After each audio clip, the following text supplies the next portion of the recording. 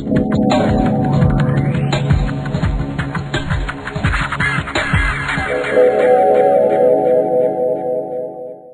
I'm Amy. Welcome to the kitchen at the Blue OK. Today we're working on kimchi.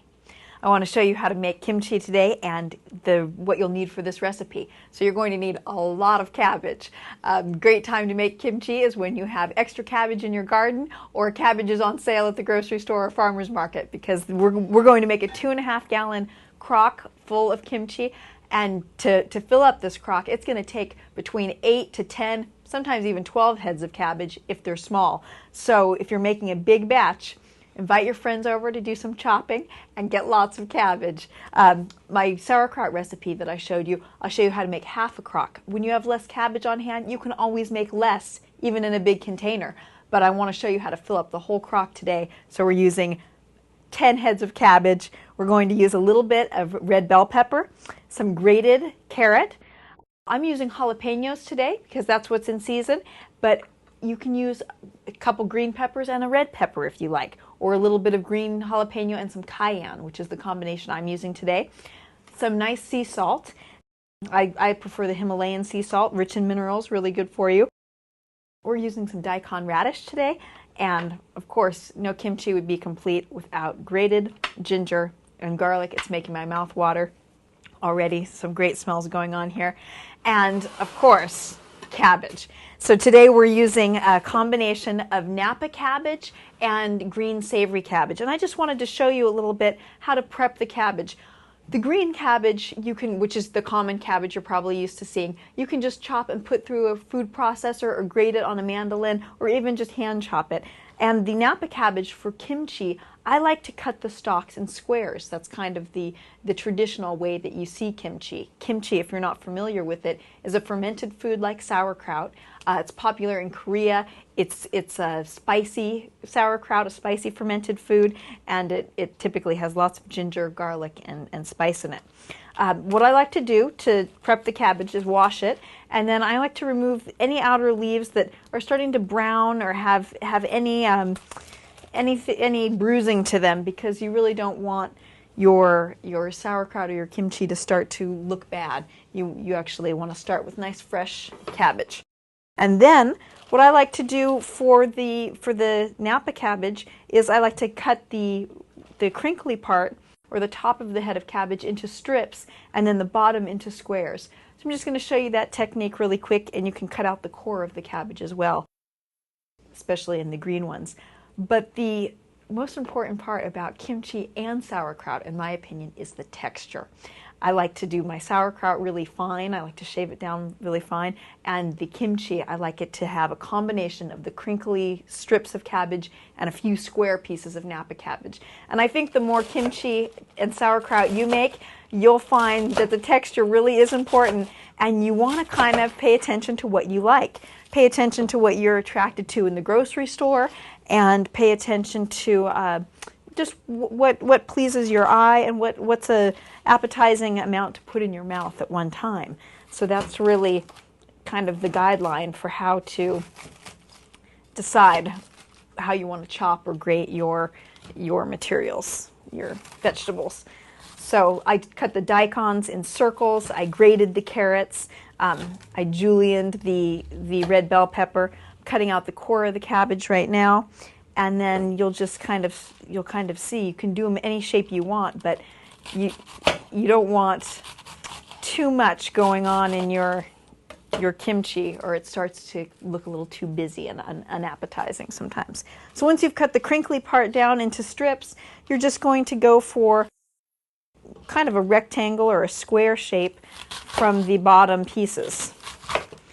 And the Napa cabbage is slippery, so sometimes a few pieces will slide away from you, and you can just take those and cut them right down into nice squares. So something about this size, if it looks too big to put in your mouth, you can snap it in half, break it in half, and put it in your bowl. So what you're going to do once you get your cabbage prepped is just look through and make sure all the pieces are about the size you want, throw them in your bowl, and you should have a lot of cabbage on hand if you're going to make a 2.5 gallon crock with me here today.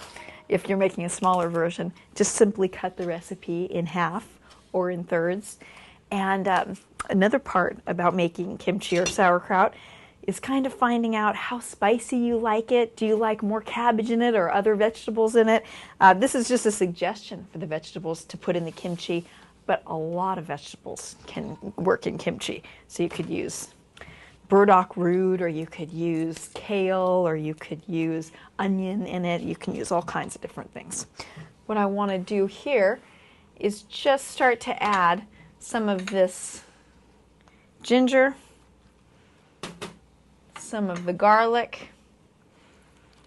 And when you have a batch this big, you're going to need to add a little of everything slowly. Some of the cayenne pepper, I'm going to sprinkle in there. It's a good time to roll up your sleeves if you haven't already. You're about to get messy. And we're going to use salt by the tablespoons here. So I'm just going to start sprinkling to mix it in, but I'm not going to dump the rest of the tablespoon, and that's how I keep track of how many tablespoons I'm using. And actually, it tends to be about a tablespoon per head of cabbage, per head or two of cabbage. It's really kind of, I use more in the summertime because it ferments faster in the summertime, and salt helps keep unwanted bacteria from growing. But you can use less salt in the wintertime. So just kind of play with the salt levels for yourself, and the salt is what makes the juice come out of the cabbage, draws the juice out, and starts the fermentation process going. So what you're going to do when you get a mixture is just start to work that salt in with your hands and mix up and spice all of your ingredients. So we've got some jalapeno in there, we've got the red pepper, the carrot, the ginger, which I can smell really strongly, the garlic, and we're just starting to mix this all up. And I'm going to do this bowl by bowl until we have this all combined. When you're making kimchi or sauerkraut, I really do think it's a great activity to do with friends, with children. Children love to roll up their hands. You get their hands washed, roll up their sleeves. They love to get messy and squeeze the kimchi down. And it's a great communal activity. Perfect to do on a rainy day. This one's already starting to smell really good with all those spices. And what's going to happen is it will start to shrink. So you'll notice I've already started mushing this down, and there keeps showing room in the bowl. So you just keep adding your cabbage in and mixing this up really well, layer by layer. And the most important part is that you get a layer of salt in on the cabbage, and that's what starts to break it down, soften it a little bit. So here's my second tablespoon of salt that I'm going to start working in there. Okay, so I finally finished combining both bowls here, and we're going to begin packing the crock. A crock is just any kind of glass vessel that you're going to use for your kimchi, or you can even use a food-grade plastic container for your kimchi, or a jar works as well. So what we have here is a 2.5 gallon crock, and you just begin layering the kimchi in. So as you're pressing it in, you're just trying to pack it down well so that you can get as much in there as possible, and the pressure is what helps it to ferment as well. And what you're going to do when you're checking on your kimchi, because it should take about 3 days for it to start to sour, maybe a little longer in the wintertime, maybe up to 5. And every day you're going to check on it. But by tomorrow, by the next day after you pack your kimchi in, the water, the liquid, should have risen above the line. And so that's what we're going to be. We're going to be pressing this down, packing it in, so that we can get that liquid above the line of the cabbage. And once you have the liquid above the line of the cabbage, nothing below that line will mold. Anything above that line is susceptible to the air, and it can brown or get a little mold on it. If that happens, you can just scrape it off the top, anything that ends up around that top lid.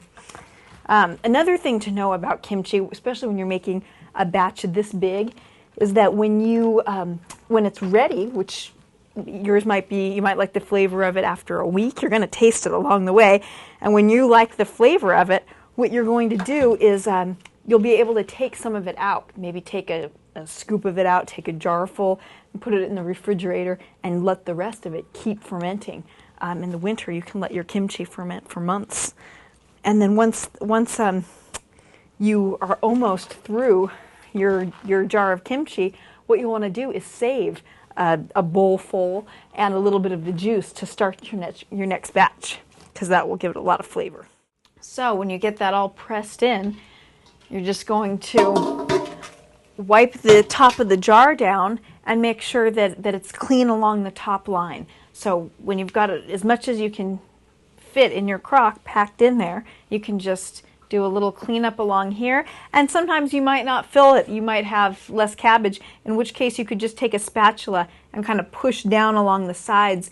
The whole point is to get the cabbage below the liquid line. So you want liquid above all of your vegetables, not just the cabbage, everything under there. So then what you're going to do to seal it up is put a plate right on top and then press down on that plate, and you can see the juice rising, and then you're going to put a weight right on top of this. And you can use an unopened jar. You don't want to use an open jar of anything where it could leak in, but if it's sealed, you could use that. You could also just use a big jar of water. Anything, a stone even will work. Anything that's just heavy enough to keep some pressure on your kimchi while it starts to ripen.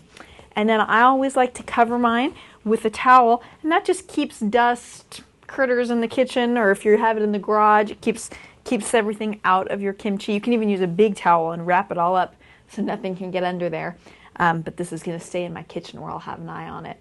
And that's it. That's how you make kimchi. Please let me know if you have any questions or comments. Hope you enjoy this kimchi, and we'll see you soon.